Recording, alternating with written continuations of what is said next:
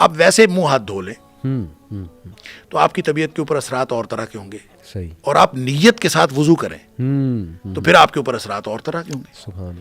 یعنی وضو کے اندر اور ویسے ہاتھ منہ دھونے کے, ہاتھ منہ پاؤں بھی دھو لے بے شک, نیت وضو کی نہ ہو صحیح. تو آپ کے اوپر وہ پاکی کا احساس ہو ہی نہیں سکتا, وہ فیلنگز آ ہی نہیں سکتی جو آپ کو وضو کے بعد آتی ہیں. اور وضو کے بعد آپ کے اندر ایک احساس ہوتا ہے. دیکھیں تیمم کیا ہے؟ تیمم دراصل سمبولک ایک اسی کا سمبولک اظہار ہے جو آپ کو پاکی عطا ہونی تھی تھرو واٹر, پانی کے ذریعے سے, تو پانی نہیں ملا تو اب آپ صرف سمبولیکلی یہ کر کے اس پاکی کے احساس کو حاصل کرتے ہیں. صحیح. اب دیکھیں وہی تیمم غسل کے لیے بھی کافی ہے, وہی تیمم آپ کو کافی ہے آپ کے وضو کے لیے بھی. تو اس کا مطلب یہ ہے کہ اصل میں اس میں آپ اپنے آپ کو پاک کر نہیں رہے, اصل میں آپ اس میں پاکی کا احساس کر رہے ہیں, احساس حاصل کر رہے ہیں. تو اس کا مطلب یہ ہوا کہ یہ ساری چیزیں جو شریعت نے ہمیں بتائی ہیں اس کے اندر یکسوئی کا ایک اپنا معیار ہے, اور اس میں پھر اگر کوئی شخص محسوس کرتا ہے تو وہ اپنے ایمان کی بنیاد پر محسوس کرتا ہے کہ یہ ہوا ہے.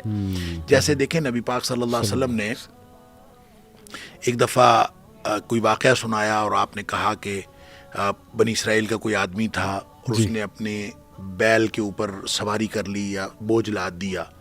تو بیل بولنے لگا اور بیل اپنے مالک سے کہتا ہے کہ میں اس کام کے لیے تو نہیں ہوں, میں تو اس لیے ہوں کہ میرے ساتھ کھیتوں میں ہل چلایا جائے, میں وزن لادنے کے لیے تو نہیں ہوں. تو ابھی نبی پاک صلی اللہ علیہ وسلم نے اتنی بات فرمائی تھی تو محفل میں ایک آدمی بولا, مجلس میں بیٹھا ہوا تھا, اس نے کہا اللہ کے رسول صلی اللہ علیہ وسلم کبھی بیل نے بھی باتیں کی, کبھی بیل بھی بولتا ہے بھلا؟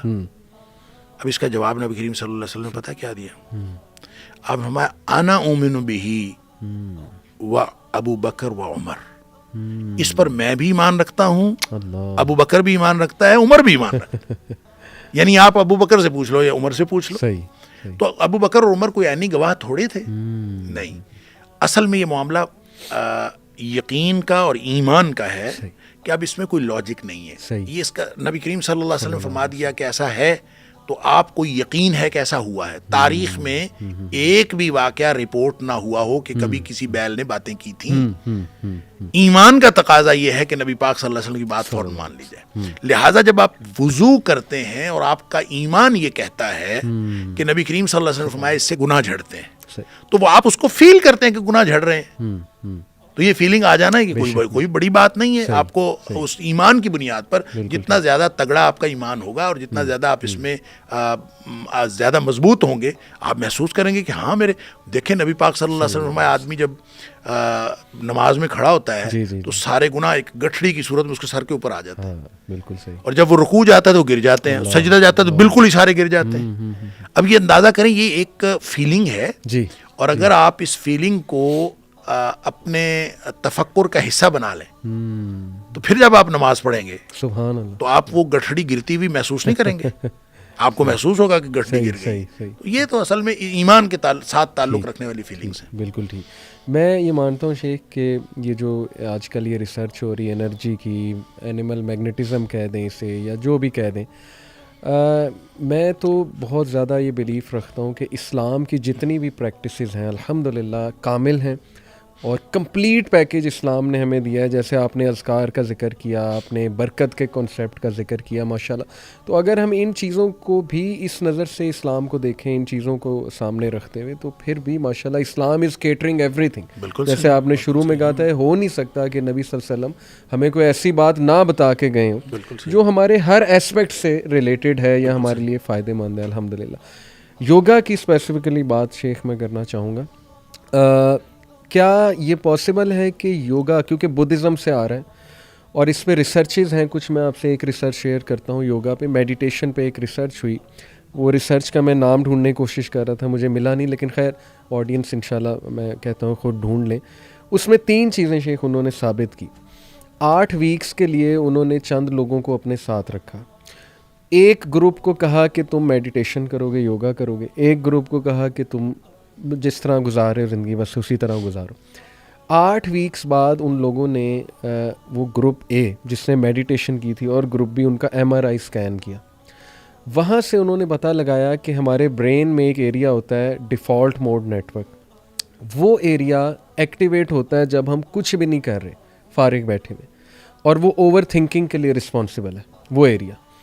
انہوں نے دیکھا کہ وہ لوگ جنہوں نے میڈیٹیشن یوگا کیا ہوا تھا 8 ویکس کے لیے, ان کا وہ ایریا کافی لیس ایکٹیو تھا, کنٹرولڈ تھا.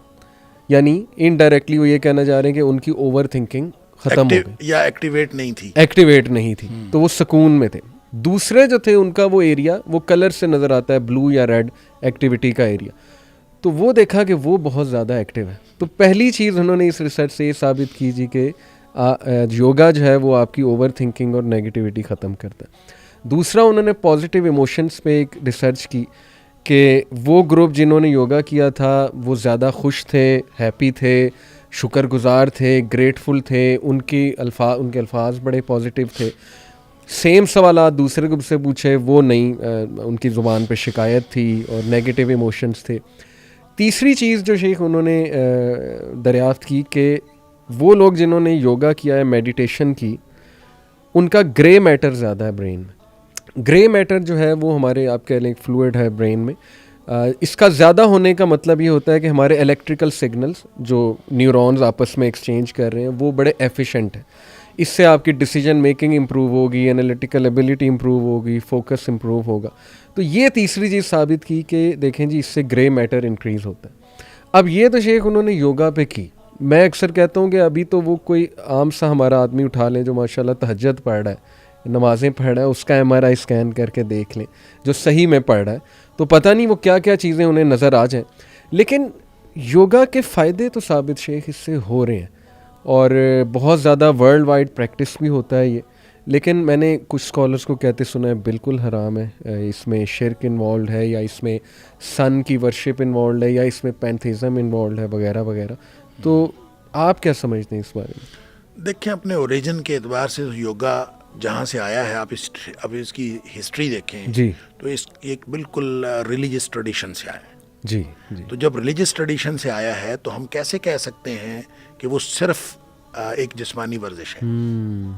ایسا نہیں ہو سکتا. صحیح. تو اس کا مطلب یہ ہے کہ ہاں تھوڑا سا یہ آپ کر سکتے ہیں کہ وہ جس ریلیجس ٹریڈیشن سے آیا ہے آپ اس کو اس سے کاٹ دیں اور اس کو صرف جسمانی ورزش کے طور پر لیں. ٹھیک ہے. تو ایسا ممکن ہے کہ آپ اس کو جسمانی ورزش کے طور پر لیں. ٹھیک. مثلاً ابھی جو آپ نے کہا کہ وہ تو سورج کے ایک خاص وقت کے اوپر, جی, سورج کے ایک خاص رخ کے اوپر بیٹھتے ہیں, جی, خاص قسم کے گیتا کے ایک شلوک پڑھتے ہیں, خاص قسم کا ان کا ایک آسن بھی ان کے خاص قسم کے ہوتے ہیں, اور پھر اس میں جسم سے کپڑا ہٹانا بھی ضروری ہوتا ہے. جی جی جی. اچھا, اس طرح کی بہت ساری شرائط ہیں. جی, پوسچر بھی بڑا, پوسچر بھی خاص قسم کے ہوتے ہیں. اور جب آپ ان سارے پوسچرز کو بھی, ان جس کو آسن کہتے ہیں, آپ اس کو بھی اختیار نہیں کرتے, اور آپ ان کے جو یوں کہہ لیں کہ جو ریلیجس آسپیکٹ سے جتنی چیزیں ہیں اس کو آپ کاٹ دیتے ہیں, منقطع کر دیتے ہیں, اور آپ صرف اس کا جو جسمانی ورزش کا پہلو ہے اس کو لے لیتے ہیں. تو اس لیے بعض علماء کہتے ہیں کہ یہ پھر جائز ہے, اس کے جواز کا فتویٰ نکل آتا ہے کہ صرف اس کو آپ جسمانی ورزش کے طور پر لیں.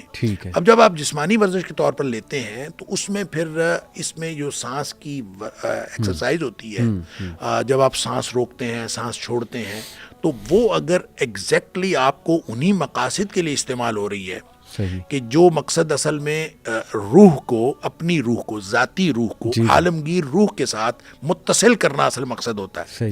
اور جو بنیادی طور پر آپ کہہ لیجئے کہ یہ ہندوازم, بدھ مت جو ہے وہ بھی ہندو مت سے نکلا ہوا ہے, تو یہ ہندو دھرم جو ہے یہ اپنے آپ کو اس طریقے سے وہ ایک عالمگیر مذہب قرار دلوانے کے چکر میں ہے کہ لوگ آہستہ آہستہ اس کے اوپر, میں نے ایک آرٹیکل پڑھا کہ اس کے اندر یہ تک لکھا ہوا تھا اور پوری ڈیٹیلز دی ہوئی تھی کہ مثلاً RSS جو ہے, جو بہت ہی ایک ہارڈ کور اور ایکسٹریم جو ان کی جماعت ہے ہندوتوا کی, وہ بھی یہ کہتے ہیں کہ ہندو مذہب نہیں ہے, ہندو دھرم مذہب نہیں ہے, بلکہ وہ کہتے ہیں کہ یہ ایک تہذیب و تمدن ہے. تو گویا جب آپ پھر ان کا تہذیب و تمدن اڈاپٹ کر لیں گے, اگر آپ یوگا کو صرف ایک ورزش کے طور پر ہر جگہ پہ امپلیمنٹ کر دیں گے, تو اس کا مطلب یہ ہوگا اس جواز کے ذریعے سے آپ گویا ہندو دھرم کی کچھ باتوں کو مان لیں گے صحیح، اور ان کے اس تہذیب و تمدن کو آپ اڈاپٹ کر رہے ہیں. اس لیے علماء کرام نے اکثر اس کے ناجائز اور حرام ہونے کا فتویٰ دیتے ہیں. اور جن لوگوں نے فتویٰ دیا ہے وہ بھی یہ کہتے ہیں کہ اگر اس کو صرف جسمانی ورزش کے طور پر لیا جائے تو پھر کوئی حرج نہیں ہے.